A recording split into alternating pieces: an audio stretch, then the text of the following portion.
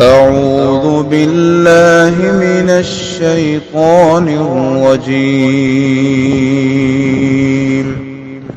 بسم الله الرحمن الرحيم. السلام علیکم ورحمۃ اللہ وبرکاتہ۔ سورہ فاطر آیت نمبر 15 سے 26۔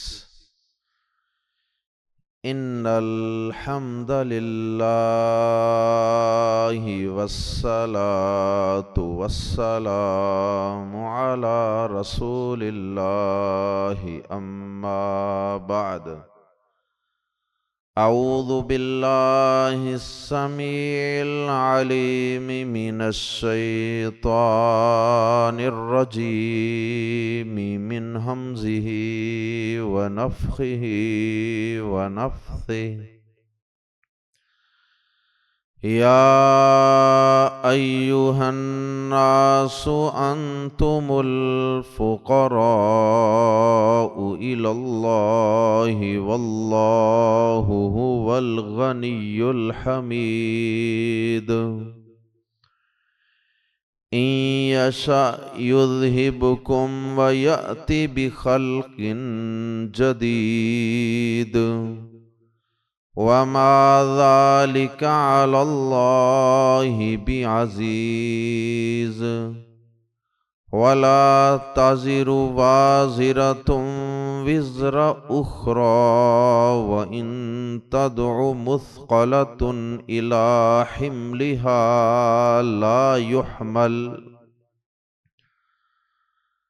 لا يحمل منه شيء ولو كان ذا قربى۔ انما تنذر الذين يخشون ربهم بالغيب واقاموا الصلاة ومن تزكى فإنما يتزكى لنفسه وإلى الله المصير۔ وما يستوي الأعمى والبصير ولا الظلمات ولا النور ولا الظل ولا الحرور وما يستوي الأحياء ولا الأموات ان اللہ يسمع من یشاء وما انت بمسمع من في القبور ان انت الا نذیر۔ انا ارسلناک بالحق بشیرا ونذیرا وَإِن مِّنْ أُمَّةٍ إِلَّا خَلَا فِيهَا نَذِيرٌ وَإِن يُكَذِّبُوكَ فَقَدْ كَذَّبَ الَّذِينَ مِن قَبْلِهِمْ جَاءَتْهُمْ رُسُلُهُم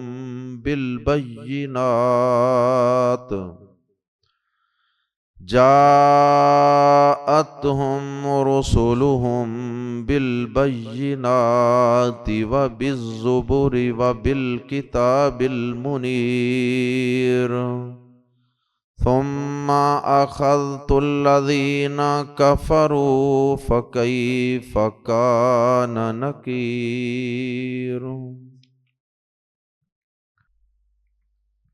گزشتہ آیات میں اس بات کا ذکر تھا کہ زمین و آسمان کا مالک اللہ احکم الحاکمین ہے، اور اس کے سوا جن ہستیوں کو، جن معبودوں کو تم مشکل میں پکارتے ہو، وہ اتنے بے بس اور کمزور ہیں کہ وہ کھجور کی گٹلی کے اوپر چڑھے ہوئے باریک سے چھلکے کے بھی مالک نہیں ہیں. وہ اس چھلکے کو بھی پیدا نہیں کر سکتے اور اس چھلکے پر بھی ان کا کوئی اختیار نہیں. گویا کہ وہ تمہارے لیے کسی نفع و نقصان کے مالک نہیں جن شریکوں کو تم اللہ کے سوا پکارتے ہو. اب آیات زیر تفسیر میں اللہ رب العزت نے سب سے پہلی آیت مبارکہ میں پچھلی تمام باتوں کے خلاصے اور سمری کے طور پہ ساری انسانیت کو خطاب کرتے ہوئے یا ایھا الناس کے الفاظ کے ساتھ خطاب کرتے ہوئے فرمایا کہ اے انسانوں تم سب کے سب اللہ کے در کے سوالی ہو، فقیر ہو، محتاج ہو. اکیلا اللہ اس کائنات میں صرف اور صرف اکیلا ایک اللہ ہے جو کسی کا محتاج نہیں، جو نیڈی نہیں، جو کسی کا ضرورت مند نہیں، بلکہ وہ غنی ہے. اور پھر یہ اللہ پاک نے توحید کا خلاصہ ایک چھوٹے سے جملے کے اندر بیان کرنے کے بعد اور دیگر معبودوں کی بے بسی ایک جملے کے اندر بیان کرنے کے بعد اللہ پاک نے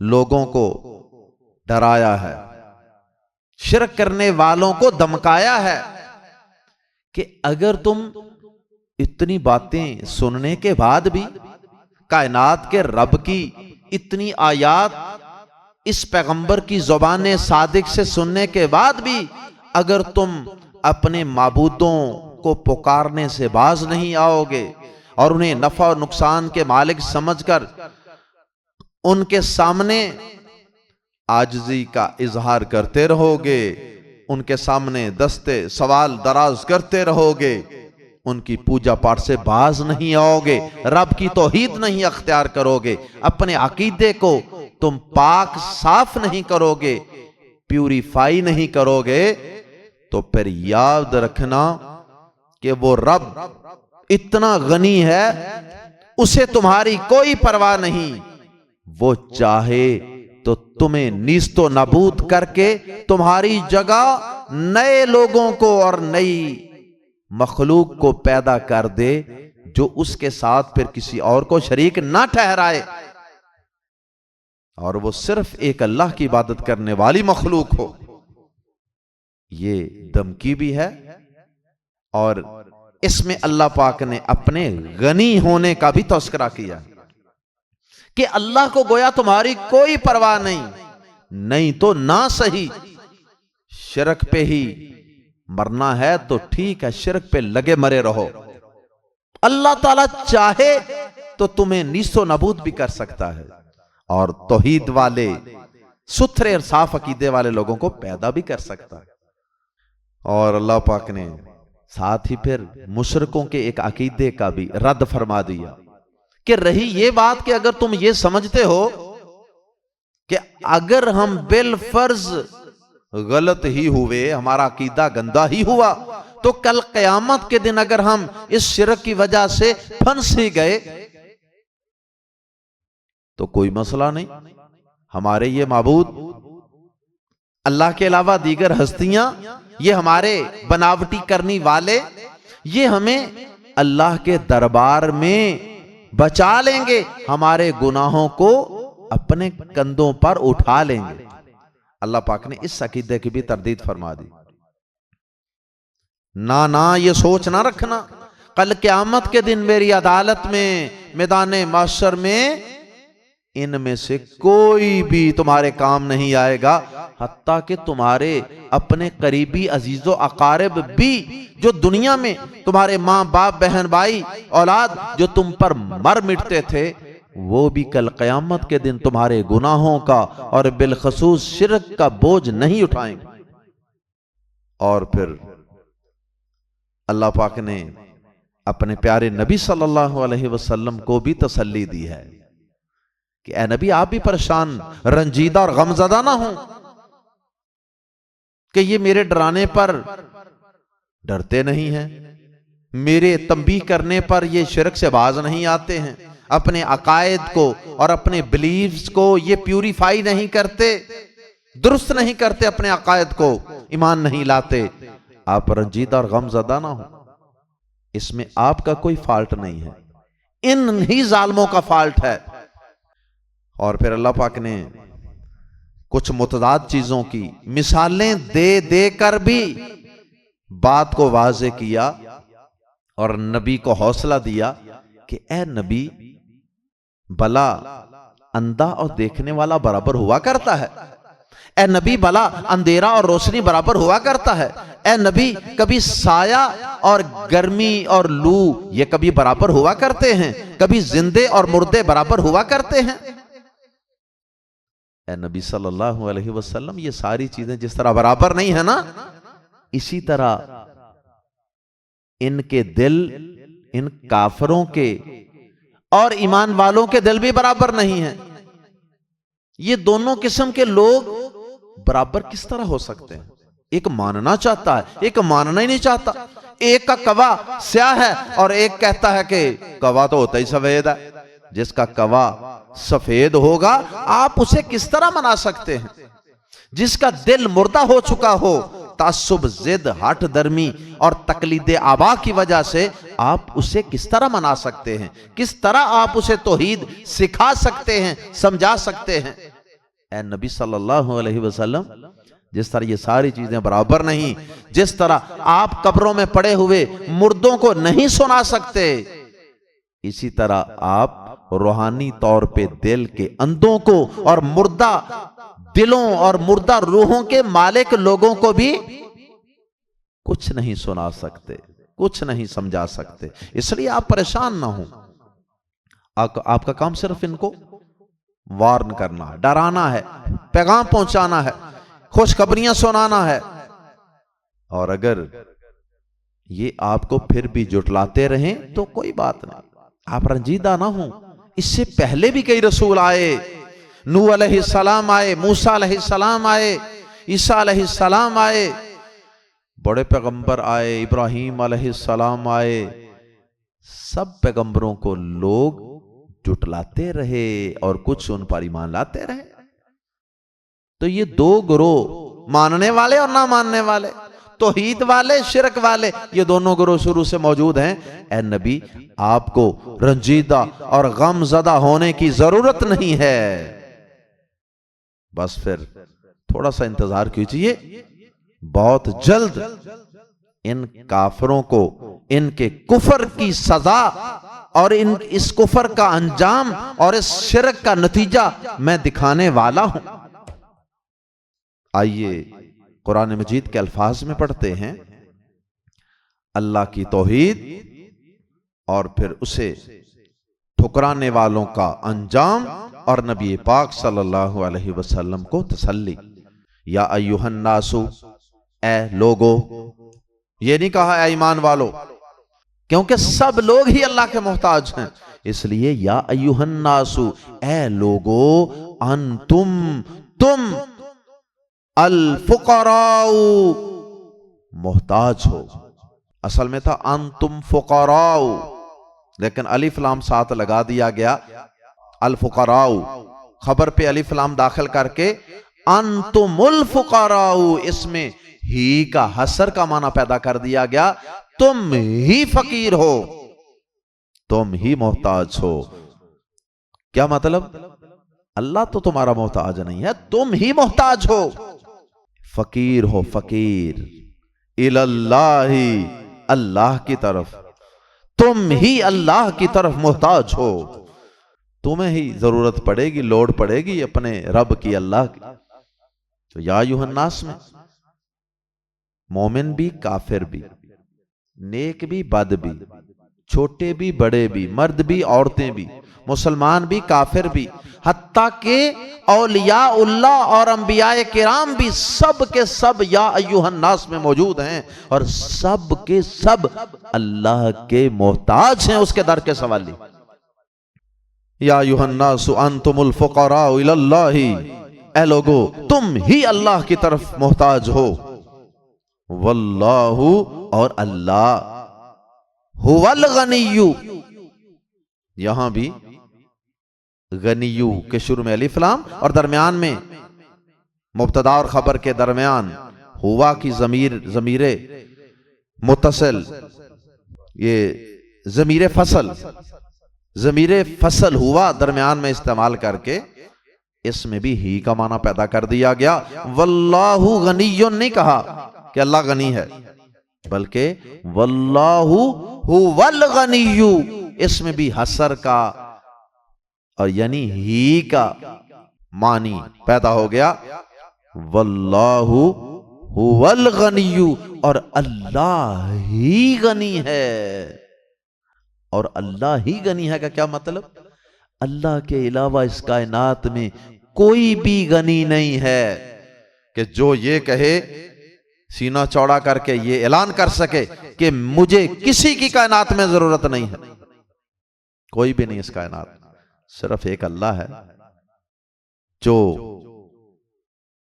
غنی ہے، جو بے پرواہ ہے، جسے نہ کسی کی عبادت کی پرواہ ہے۔ اگر کوئی نہیں کرتا تو نہ کرے، اس کے خزانے میں کوئی کمی نہیں، اس کی شان و شوکت میں، بادشاہت میں کوئی کمی نہیں آئے گی۔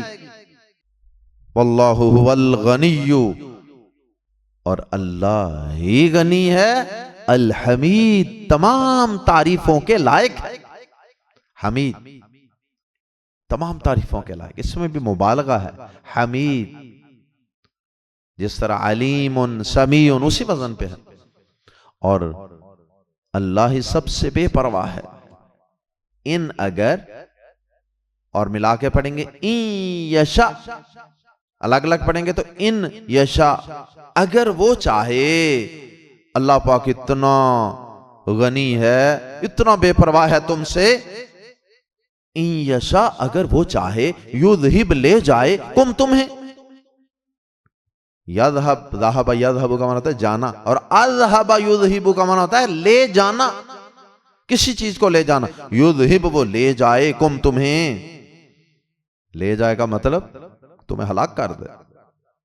وَيَأْتِ اور لے آئے، بی کو خلق جدید، نئی مخلوق، وَيَأْتِ بِخَلْقٍ جدید، اور نئی مخلوق لے آئے، خلق جدید، نیو کریشن، بالکل نئی مخلوق آ جائے اس زمین پہ، اس کے لیے تو یہ بھی کوئی مشکل نہیں، جیسا کہ آگے ذکر ہے۔ وَمَا ذَلِكَ اور نہیں ہے یہ، عَلَى اللَّهِ اللہ پر، بازر بھی، ہرگز یا کچھ بھی، عزیز مشکل، اور یہ اللہ پر کچھ مشکل نہیں ہے۔ عزیز کا معنی غالب بھی ہوتا ہے نا، العزیز غالب، غلبے والا، اور یہاں یہ مشکل کے معنی میں ہے۔ وَمَا ذَلِكَ عَلَى اللَّهِ بِعَزِیز، اور یہ اللہ پر کچھ مشکل نہیں ہے، ماں کی وجہ سے نہیں، اور عزیز کے ساتھ جو بازر بھی ہے اس کی وجہ سے ماں میں زور پیدا ہو گیا، اور یہ اللہ پر کچھ مشکل نہیں، یہ کچھ کی وجہ سے زور پیدا ہو رہا۔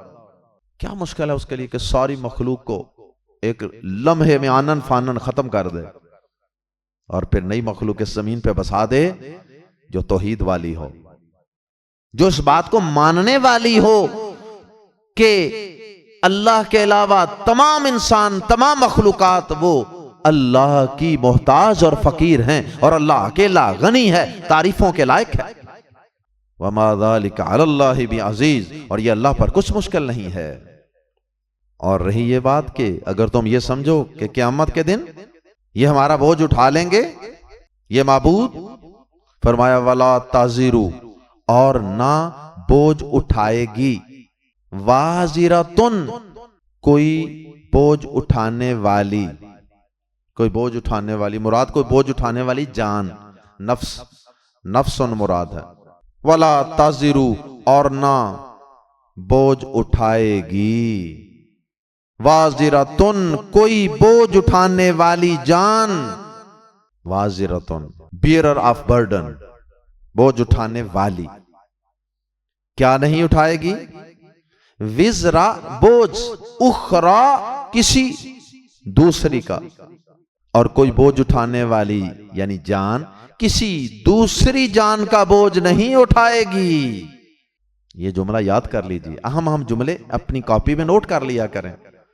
قرآن مجید کے چھوٹے چھوٹے جملے بہت خوبصورت ہوتے ہیں اور انہیں بلکہ لکھ کے گھر میں لگایا کریں. وہ انسان کو ایک ایک جملہ جو ہے نا بہت بڑی بڑی اس میں نصیحت ہوتی ہے جو انسان کو فائدہ دیتا ہے. وَلَا تَزِرُ وَازِرَةٌ وِزْرَ أُخْرَى. بعض اہل علم کا اگر جوتا پکڑنے کی کوشش لوگ کریں یا ان کا بیگ پکڑنے کی تو وہ اکثر آگے سے یہ کہتے ہیں کہ نہیں رہنے دو، میں خود ہی اٹھاتا ہوں، اور ساتھ وہ یہ آیت بھی پڑھ دیتے ہیں سمجھانے کے لیے یا بطور مزاح. لا تازر وازرتم وزر اخرى. بھائی وہاں قیامت کے دن کوئی کسی کا بوجھ نہیں اٹھائے گا تو دنیا میں بھی اپنا ہی اٹھانے دو. وَإِن تَدْعُوا اور اگر بلائے گی. تدعو کا یہاں معنی یہ نہیں ہے کہ اگر تو بلائے. ان تدعو یہ تا تم کی نہیں بلکہ یہ تدعو میں جو تا ہے یہ مؤنث کی تا ہے، چونکہ یہ وازرتن یہ مؤنث تھا نا، بوجھ اٹھانے والی جان، اس لیے یہ تا مؤنث کی تا ہے. وَإِن تدعو اور اگر بلائے گی. مثقلتن کوئی بوجھ سے لدی ہوئی جان. مثقل ثقل وزن بوجھ کو کہتے ہیں نا. مثقلتن بوجھ سے لدی ہوئی جان. heavily laden soul جس پہ بہت زیادہ بوجھ لدا ہوا ہے. کس کا؟ شرک کا، کفر کا اور اللہ کی نافرمانی اور گناہوں کا. وَإِن تَدْعُوا اور اگر بلائے گی. مثقلتن کوئی بوجھ سے لدی ہوئی جان. الا طرف حملی حمل بوجھ، حملی ہاں اپنے بوجھ کی طرف. لا یحمل نہ اٹھایا جائے گا. منہ اس سے شیئن کچھ بھی، اس سے کچھ بھی نہیں اٹھایا جائے گا. یعنی پہلے یہ کہا وَلَا تَزِرُ وَازِرَةٌ وِزْرَ أُخْرَى کوئی جان کسی دوسری جان کا خود بخود بوجھ نہیں اٹھائے گی. خود بخود دنیا میں تو ہم ایک دوسرے کا بوجھ اٹھا لیتے ہیں نا کئی دفعہ دیکھ کر ہی کہ اس کو ضرورت ہے چلو میں اس کا بوجھ اٹھا لوں، اس کی مشکل میں حل کر دوں. ایک یہ ہے کہ خود بخود بھی بوجھ نہیں اٹھائے گا کوئی دوسرے کا. اور دوسرے جملے میں اور اگلے حصے میں یہ کہا وَإِن تَدْعُوا اگر کوئی جان بوجھ کی وجہ سے کسی کو آوازیں دینا شروع کر دے، اسے بلا ہی لے، مدد کے لیے پکار ہی لے کہ آؤ خدارا آ کے میرا بوجھ اٹھا لو، میں اس بوجھ کے نیچے دبی چلی جا رہی ہوں، مری چلی جا رہی ہوں. تو اللہ تعالیٰ فرماتے ہیں کہ بلانے کے باوجود بھی کوئی نہیں آئے گا. مدد مانگنے کے باوجود بھی کوئی آگے نہیں بڑھے گا بوجھ اٹھانے کے لیے. لا یحمل منہ شیء اس سے کچھ بھی بوجھ نہیں اٹھایا جائے گا. اور آگے مزید قیامت کے دن کی ہولناکی اور نفسا نفسی بیان کرنے کے لیے فرمایا وَلَوْ كَانَ اور اگرچہ وہ ہو جسے بلایا جا رہا ہے، اگرچہ وہ ہو ذا قربا قرابت والا، رشتے والا. اگر وہ رشتے دار بھی ہوا نا تو اس نے بھی کوئی نہیں آنا. اللہ اکبر. قریبی رشتہ دار بھی، باپ بیٹا اولاد بہن بھائی قریبی دوست، کوئی کسی کا بوجھ اٹھانے کے لیے آگے نہیں بڑھے گا. اللہ اکبر. بوجھ تو کسی کا کیا خاک اٹھانا ہے. وہاں تو اللہ پاک قرآن مجید کے دیگر مقامات پہ اس بات کی وضاحت فرماتے ہیں کہ اس دن تو قریبی رشتہ دار، بیوی خامند اولاد، والدین، یہ ایک دوسرے سے بھاگ رہے ہوں گے، چھپ رہے ہوں گے کہ آج کسی کا بوجھ نہ اٹھانا پڑے، کسی کو کوئی نیکی نہ دینی پڑے، بلکہ میں اپنا ہی مسئلہ حل کروں۔ اللہ معاف فرمائے، اللہ اس دن کی ہولناکیوں سے اپنی پناہ میں رکھنا۔ انما صرف تنذرو، آپ ڈراتے ہیں، لفظی معنی تو ڈراتا ہے، لیکن ادب و احترام کے لیے ہم آپ ڈراتے ہیں۔ انما تنذرو، صرف آپ ڈراتے ہیں، آپ تو صرف ڈراتے ہیں الذین، ان لوگوں کو، یخشون، جو ڈرتے ہیں، ربہم، اپنے رب سے۔ آپ تو صرف ان لوگوں کو ڈراتے ہیں، الذین یخشون، جو ڈرتے ہیں، ربہم، اپنے رب سے، بالغیب، بن دیکھے۔ بالغیب جہاں بھی آتا نا یخشون ربہم بالغیب، وہاں دو معنی ہوتے ہیں، ایک یہ کہ رب کو بغیر دیکھے اس سے ڈرنا، دیکھا تو ہے کو نہیں رب کو پھر بھی ڈر رہے ہیں، اور ایک معنی یہ ہوتا ہے کہ کوئی وہاں دیکھنے والا بھی کوئی نہیں۔ بالغیب کا مطلب کہ تنہائی میں، غیب میں چھپے ہوئے ہیں، کہیں کوئی دیکھنے والا نہیں، اور وہاں آپ صرف کس کے ڈر سے گناہ چھوڑتے ہیں؟ اپنے رب کے ڈر کی وجہ سے۔ یہ دونوں اس کے معنی ہوتے ہیں۔ انما تنذر الذین یخشون ربہم بالغیب، آپ تو صرف ان لوگوں کو ڈراتے ہیں جو بغیر دیکھے اپنے رب سے ڈرتے ہیں۔ یہ بہت بڑی صفت ہے، بہت بڑی کوالٹی ہے، کسی انسان میں یہ پیدا ہو جائے کہ وہ بن دیکھے اپنے رب سے ڈرے، تو یقین کریں کہ پھر ایسا شخص گناہوں کے قریب نہیں جاتا، پھر ایسا معاشرہ سدھر جاتا ہے جہاں لوگ صرف رب کے ڈر سے گناہ چھوڑیں۔ وَأَقَامُوا الصَّلَاةَ، اور نماز قائم کریں۔ یہ نبی پاک صلی اللہ علیہ وسلم کو تسلی دی جا رہی ہے نا کہ آپ ان ہر ایرے وغیرہ کو آپ ڈرا نہیں سکتے، شرک سے، کفر سے، نافرمانی سے ڈرا نہیں سکتے، آپ تو صرف اسی کو ڈرا سکتے ہیں صحیح معنوں میں، یعنی آپ ڈرانے میں کامیاب اسی صورت میں ہو سکتے ہیں کہ اگلے بندے کے اندر بھی کوئی خیر ہو، اس کے اندر بھی کوئی رب کا ڈر خوف ہو۔ وَأَقَامُوا الصَّلَاةَ، اور اس میں کچھ کرنے کا بھی کوئی خیال ہو، کوئی عملی آدمی ہو۔ وَأَقَامُوا الصَّلَاةَ، اور نماز قائم کرتے ہیں۔ صرف دو چیزوں کا ذکر کیا، نماز کا اور بن دیکھے اللہ سے ڈرنے کا۔ یہ دونوں چیزیں کتنی اہم ہیں، اللہ کا ڈر اور نماز قائم کرنا۔ یہ کئی لوگ ہوتے ہیں نا بڑے فلسفے جھاڑتے رہتے ہیں، جہاں بیٹھے ہیں بڑی جناب دین کی باتیں کریں گے، بڑے فلسفے جھاڑیں گے، جناب ایسا لگے گا سب سے بڑے دیندار اور عالم یہی ہیں، لیکن نماز کا ٹائم ہو جائے، اسی وقت اذان ہو جائے، ٹھوس ہو جاتے ہیں، اٹھتے ہی نہیں ہیں، موت ہی پڑ جاتی ہے۔ ایسے لوگ کچھ بھی نہیں ہوتے، بس وہ ہوائی فائرنگ کر رہے ہوتے ہیں۔ تو اللہ تعالیٰ فرماتے ہیں کہ نبیوں کے ڈرانے کا صحیح معنوں میں اگر کسی کو فائدہ ہو سکتا ہے نا، تو وہ لوگ ہیں عملی لوگ، جن کے دلوں میں اللہ کا ڈر خوف بھی ہو، اور وہ کم از کم نماز قائم کرنے والے تو ہوں۔ اگر انہیں نماز کا کہا جائے، سمجھایا جائے، تو وہ نماز قائم کرنے کے لیے تیار ہو جائیں۔ پہلا قدم عمل کا وہ نماز۔ وَمَن تَزَكَّى، اور جو کوئی پاک ہوتا ہے، تزکیہ اختیار کرتا ہے، فَإِنَّمَا، تو صرف يَتَزَكَّى، وہ پاک ہوتا ہے، لِنَفْسِهِ، اپنی جان کے لیے۔ اے نبی، آپ کو پریشان ہونے کی کیا ضرورت ہے؟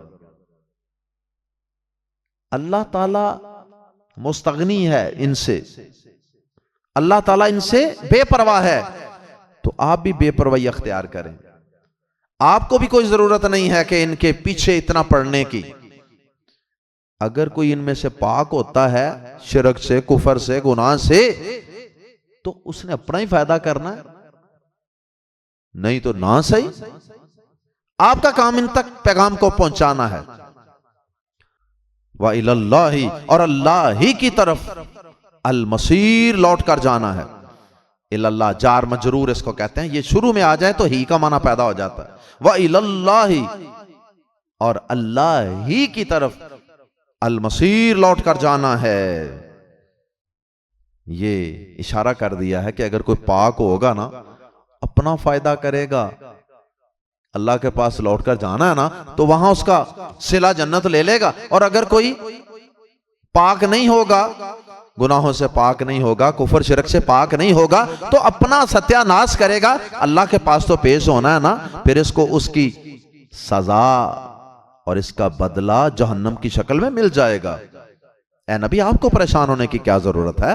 پھر آگے کی مثال دے کے کافر اور مومن کی مثال کے ذریعے اللہ پاک نے اپنے نبی کو سمجھایا ہے کہ کافر اندھا ہے، مومن آنکھوں والا ہے. وَمَا يَسْتَوِي، اور نہیں برابر، الْأَعْمَى اندھا، وَالْبَصِيرُ اور دیکھنے والا، بلائنڈ اور سینگ، یہ دونوں برابر کیسے ہو سکتے؟ اے نبی اندھا اور دیکھنے والا برابر نہیں، آپ کیوں ان کو برابر کرنا چاہ رہے ہیں؟ یہ ایمان لانے والا وہ دیکھنے والا ہے، اور انکار کرنے والا، ضد ہٹ درمی پر قائم رہنے والا، شرک کفر پر قائم رہنے والا، یہ اندھا ہے. وَلَا الظُّلُمَاتُ، اور نہ ہی اندھیرے، وَلَا النُّورُ اور نہ روشنی، یہ بھی برابر نہیں. اندھیرے کیا ہیں؟ شرک، کفر، گناہ، ان کو ظلمات کہا کیونکہ یہ زیادہ ہیں، جمع کا لفظ استعمال کیا. وَلَا النُّورُ، یہ واحد لفظ ہے، اور نہ ہی روشنی کیونکہ ہدایت ایک ہے، توحید ایک ہے.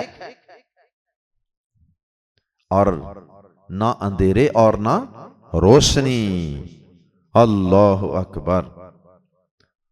روشنی سے مراد حق، اور اندھیروں سے مراد باطل، کفر کی ساری صورتیں، شرک کی ساری صورتیں. وَلَا الظِّلُّ، اور نہ ہی برابر ہیں. برابر کا لفظ شروع میں ایک ہی دفعہ استعمال ہو گیا نا، وَمَا يَسْتَوِي. وَلَا الظِّلُّ، اور نہ سایہ، وَلَا الْحَرُورُ، اور نہ ہی لو.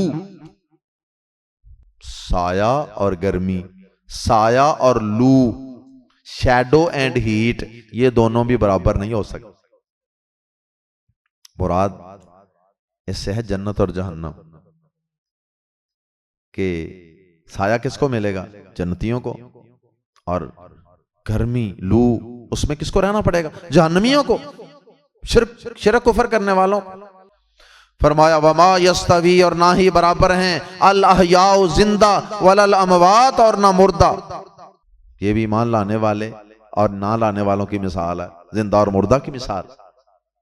فرمایا یہ بھی برابر نہیں ہے. جس طرح زندہ مردہ برابر نہیں، اسی طرح مومن کافر برابر نہیں، توحید والا شرک والا برابر نہیں، ایمان والا کفر والا برابر نہیں، اللہ کا فرما بردار اور نافرمان برابر نہیں، نماز پڑھنے والا اور نہ پڑھنے والا برابر نہیں. تو زندہ اور مردہ، اللہ کا ذکر کرنے والا، حدیث میں اللہ کو یاد کرنے والا، اللہ کا ذکر کرنے والا، اس کو زندہ دل کہا گیا ہے. اور جو اللہ کو یاد نہیں کرتا، نماز نہیں پڑھتا، عبادت نہیں کرتا، اللہ کی کتاب نہیں پڑھتا، وہ مردہ دل ہے. وَمَا يَسْتَوِي الْأَحْيَاءُ، اور نہ برابر ہیں الْأَحْيَاءُ زندہ، حیون کی جمع، وَلَا الْأَمْوَاتُ میت کی جمع، اور نہ مردے اور نہ زندے برابر ہیں اور نہ مردے. living and dead. ان اللہ، بے شک اللہ، یسمعو سنا دیتا ہے، من یشاء جسے چاہتا ہے، اور اللہ جسے چاہتا ہے سنا دیتا ہے. کیا مطلب؟ کہ اگر اللہ تعالیٰ، اگلی بات پہلے سماعت فرما لیں، وما انتا، اور نہیں آپ اے نبی پاک صلی اللہ علیہ وسلم، بازر بھی ہرگز، یہ ماں میں زور پیدا کرنے کے لیے، مسمعن سنانے والے، وما انت بمسمعن، اور آپ ہرگز سنانے والے نہیں ہیں، من فی القبور، اسے جو قبروں میں ہے. اے نبی آپ ہرگز اسے سنانے والے نہیں ہیں جو قبروں میں ہے. اور اس سے پہلے کیا کہہ دیا؟ ان اللہ یسمع من یشاء، ہاں اللہ تعالی جسے چاہے سنا دے. سنا دینے سے مراد یہ ہے کہ سوچنے سمجھنے قبول کرنے کی توفیق اللہ جسے چاہے عطا فرما دے۔ قرآن تو کافر سنتے ہی تھے نا، لیکن وہ سنی انسنی کرتے تھے، مطلب یہ ہے ایسے ہی سنتے تھے جیسے سنا ہی نہیں، کیونکہ جب توجہ سے سننا نہیں، قبول کرنے کی نیت سے سننا نہیں، تو وہ نہ سننے والی بات ہی ہوئی نا۔ تو اس میں یہ اشارہ ہے کہ اے نبی پاک صلی اللہ علیہ وسلم، کسی کو ہدایت دینا یہ آپ کے بس میں بھی نہیں ہے۔ آپ رنجیدہ کیوں ہوتے ہیں؟ یہ ہدایت دینا یعنی کسی کے کانوں کے ذریعے اس کے دل میں قرآن کو اتار دینا، یہ ہمارا کام ہے، آپ کا نہیں ہے۔ یہ مطلب ہے ان اللہ یسمع من یشاء، جس طرح آتا نا یہدی من یشاء، جسے وہ چاہتا ہے ہدایت دیتا ہے، یہ وہی چیز ہے۔ اللہ جسے چاہے سنا سکتا ہے، وہ تو چاہے تو قبروں میں پڑے ہوئے مردوں کو بھی کبھی کبھار آپ کی کو بات سنوا دیتا ہے نا، اور اللہ کے نبی کو بھی اللہ پاک نے بعض موقعوں پہ معجزانہ طور پہ سنا دیا، ورنہ عام حالات میں اللہ پاک نے یہ قاعدہ بیان کیا کہ آپ قبروں میں پڑے مردوں کو سنا نہیں سکتے نا، جیسے ایسے ہی آپ زد اور ہٹ درمی میں پڑے ہوئے کافروں کو بھی زبردستی قرآن سنا کر ان کے دلوں میں نہیں اتار سکتے، انہیں ہدایت نہیں دے سکتے۔ ضمناً یہ بات بھی معلوم ہوئی کہ عام حالات میں مردے نہیں سنا کرتے، وما انت بمسمع من فی القبور، ہاں اللہ تعالیٰ کبھی کسی کو چاہے تو سنا دے۔ ان نہیں انتا آپ، کیونکہ آگے اللہ آ رہا ہے اس لیے ان کا ترجمہ کریں گے، نہیں ان انتا نہیں آپ، الا نذیر مگر ایک ڈرانے والے، بس اے نبی آپ کا کام ڈرانا ہے، ہدایت دینا آپ کا کام نہیں ہے، وہ ہمارے اختیار میں ہے۔ انا ارسلناک، بے شک ہم نے بھیجا آپ کو بالحق کی، حق دے کر یا حق کے ساتھ، بشیرا خوشخبری دینے والا بنا کر، ونذیرا اور ڈرانے والا بنا کر، یعنی آپ کا صرف منصب یہ ہے کہ آپ بشیر اور نذیر ہیں۔ وَإِن اور نہیں، کیونکہ آگے جملے میں اللہ آ رہا ہے، وَإِن من اور نہیں ہے، وَإِن اور نہیں، من امتن کوئی بھی امت، اللہ مگر خلا گزرا ہے، فیہا اس میں، نذیرن ایک ڈرانے والا۔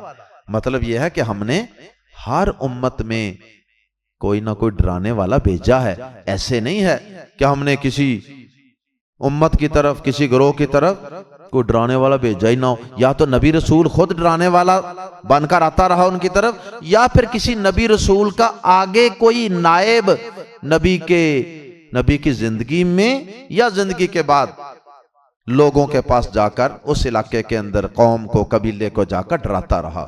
مطلب یہ ہے کہ ہم نے ہر قوم پر اپنا پیغام پہنچا دیا اور حجت کو پورا کر دیا۔ آخر میں پھر تسلی، ان کا معنی اگر، وَإِن يُكَذِّبُوا اور اگر وہ جھٹلائیں کا آپ کو، فقد تو یقیناً کذبا جھٹلایا جا چکا ہے، الذین من قبلہم نہیں، جھٹلایا جا چکا ہے نہیں، وَإِن يُكَذِّبُوا اور اگر وہ جھٹلا دیں اے نبی کا آپ کو، تسلی دی جا رہی ہے آپ کو، اگر وہ آپ کو جھٹلا دیں، فقد تو یقیناً بلا شبہ، کذبا جھٹلایا، الذین ان لوگوں نے، من قبلہم جو ان سے پہلے تھے، اے نبی ان سے پہلے بھی لوگوں نے جھٹلایا تھا نبیوں کو، آپ کیوں پریشان ہوتے ہیں؟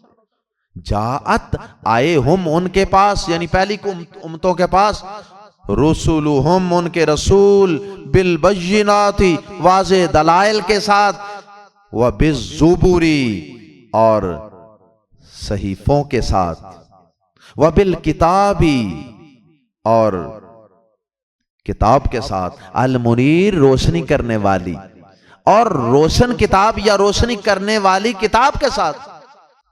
مطلب یہ ہے کہ یہ نبی رسول کوئی صحیفے لے کر آتا رہا، کوئی روشن کتاب لے کر آتا رہا، اور سب کے پاس دلائل مضبوط تھے، توحید کے، آخرت کے اور دیگر ایمانیات کے مضبوط دلائل لے کر آتے رہے، اس کے باوجود بھی جھٹلاتے رہے جھٹلانے والے۔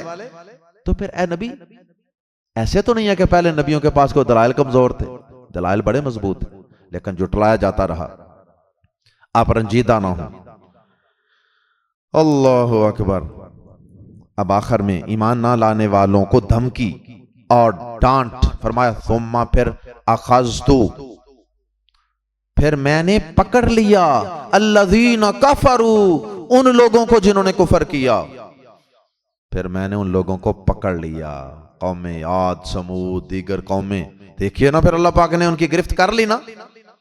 فَكَيْفَ تو کیسا کانا تھا، فَكَيْفَ کانا تو کیسا تھا، نکیری آخر سے چھوٹی یا حذف ہے اور اس کی علامت را کے نیچے زیر موجود ہے، فَكَيْفَ کانا تو کیسا تھا، نکیری میرا عذاب۔ ویسے یا پڑھنی نہیں ہے، سمجھانے کے لیے میں نے پڑھی ہے، فَكَيْفَ کانا نکیر تو کیسا تھا میرا عذاب، مطلب یہ ہے کہ بہت ہولناک عذاب تھا۔ اللہ ہم سب کو اس سے محفوظ فرمائے، اللہ تعالی ہم سب کو انبیاء کرام کی تعلیمات کو سننے، سمجھنے، غور و فکر کرنے اور ان سے سبق حاصل کرنے کی، اور بالخصوص اللہ کی توحید کو سمجھنے کی ہم سب کو اللہ توفیق عطا فرمائے، اللہ زندہ رکھے اسی توحید پر، اللہ موت عطا فرمائے تو اسی توحید پر ہی موت عطا فرمائے۔ سبحانک اللہم و بحمدک اشہد ان لا الہ الا انت استغفرک و اتوب الیک۔